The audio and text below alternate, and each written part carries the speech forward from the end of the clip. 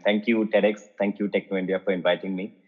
I was listening to the other speakers who were there before me, and it was filled with knowledge. And I was completely thrilled knowing so many different dynamic data from Aditya and two more other speakers of how world is turning and how is it changing.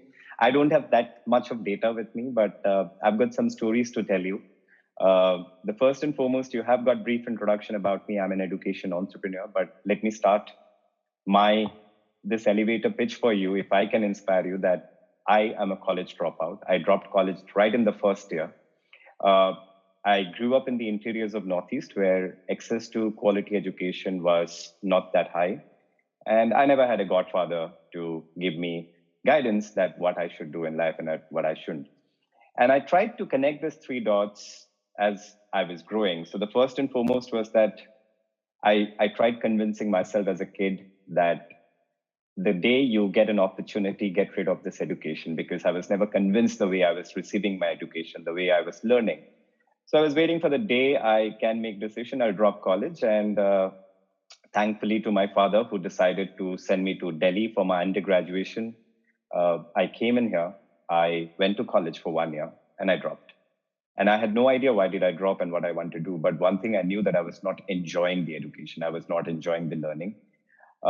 At the same time, when I was growing up, I was extremely passionate about writing, journalism, and media as a career, but never got an opportunity or guidance that could have given me any kind of opinion that how would I have gone for it if I would have gone for it. And the third was that every time when we looked into the learning, my interest was never paid attention. I was fond of history, I was fond of literature, but I was growing in a community where science, engineering, math was extremely important, especially being a Bengali, growing up in the East India. If you really don't do good and great in math and science, you are immediately compared with the next door Sharma's son to be looked at, that you are not meant for a great work world. So with that, fast forwarding my own entrepreneurial career in last 8 years, by dropping college, I landed up creating 4 education company. Not in the space of edtech, because that's what everybody considers, that if you are an entrepreneur in education, then you must be an edtech.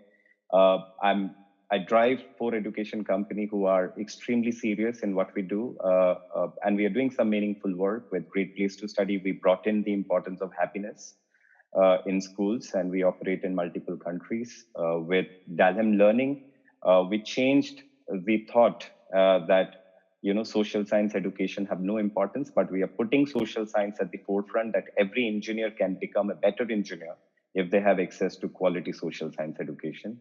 With Dalhem Foundation, we are advancing and promoting creative and liberal education at large, that no matter how good you are logically, but if you are not evolved as a human, critically thinking better for the society, that job or that entrepreneurship journey may not have great meaning.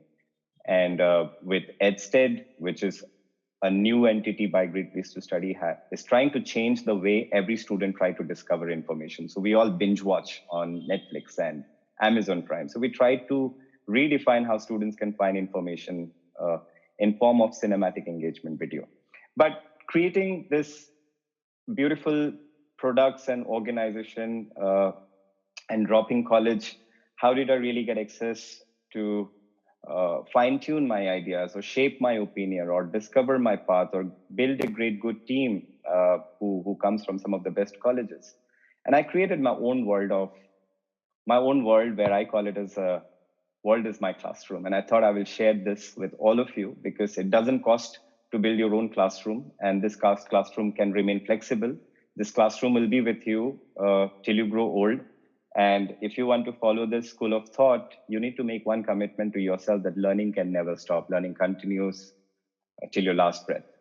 So if I have to put them into 4 to 5 pointers, the first and foremost thing, that whatever you are doing in life, are you in your undergraduation or your post-graduation or maybe in your first job, try to enter the world of intradisciplinary.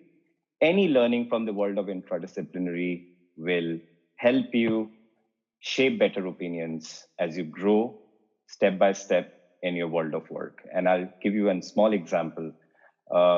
We all have experienced iPod in our life. If we have not used it, but we have heard of iPod. The birth of iPod scrolling system wouldn't have come if the head of product wouldn't have studied behavioral economics with specialization on nudging habit of human. So that's a very small example that, while Apple stand to be the most innovative technology oriented company, we all know the stories of Steve Jobs went to calligraphy school, and that's how the best of the font came in Apple. But there are many other disciplines which we are not aware of can become really helpful in shaping something which we are not aware of that is coming your way. My point number 2 submission would be travel as much as you can, not all around the world, but to the interiors of India. This is the only country where culture, food habit, diversity changes in every 25 kilometers. As I was lucky to be born in Nagaland, my first schooling was in Mizoram, and then I was raised in Assam, did my schooling in Shillong. I got an opportunity to access diverse culture, diverse food habit, and then, of course, growing in the battalions of the Indian Army, I got access to the kind of festivals and the cultures that every state celebrates. At one point, that was not a learning, but today when I communicate, my self-esteem remains extremely high because I don't compare myself with the West, that white people are superior and the brown is inferior, because I know what and how rich my country is. So that should be your point number 2 in your own world of classroom, that this will help you to build context. And another small example can come out here that in mid of 90s, one of the popular jeans brand from the United States planned to launch their product in the Middle East. They went ahead and did their campaign across the same level that, because the jeans is a product which they felt that it's a global product, they entered Middle East. And in that Middle Eastern zone, they went with their campaign, and the campaign was about a half naked woman facing the wall, but they forgot the cultural habit of Middle East. So the cultural learning is extremely important, and it cannot come from the books. It will come from the fact if you can travel. The third fundamental is watch and read anything that comes handy. Try to correlate them from your previous experiences. So the world of watching and reading, and because we all binge watch today, every learning can be helpful. Every reading can be helpful. Every small bite-sized video can be helpful. And don't skip anything that you come across, any content that you come across. Today, I think readings, the technology have shaped up so well that it can tell you whether it is a 3-minute reading or a 5-minute reading. And that reading helps you to build better perspective of society, people around you.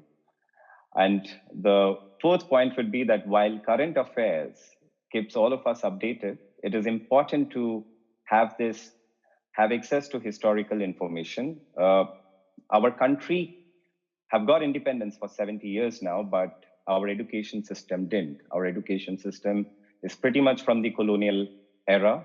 And there was one simple objective of this British. The objective was that can we reduce the cost of clerk who are getting imported from our own homeland, that is UK. And to reduce that, they introduced the education system in such a way, which was all about running a rat race, that you have to win a competition so that you are logically strong. You don't have to think anything, but you have to do great accounting. You have to do good bookkeeping. You have to do great collections. So all of that mechanism left our country from 26% GDP contribution pre-colonial era to -4%. So try to get into the historical fact. It will help you to shape better opinion for the society that you're living in. And might be it can give you the power to think beyond where you stand currently. And the last and the most important point, how did I build what I'm doing currently?